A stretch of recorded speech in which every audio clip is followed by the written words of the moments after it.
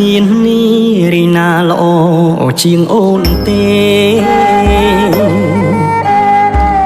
សំដីមាសមេ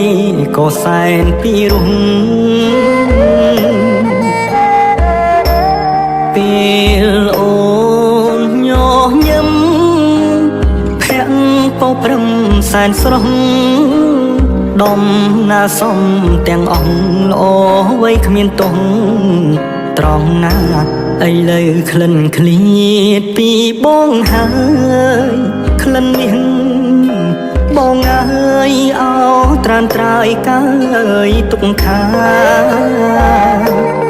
បើសិនជាក្លិនវិលវិញណា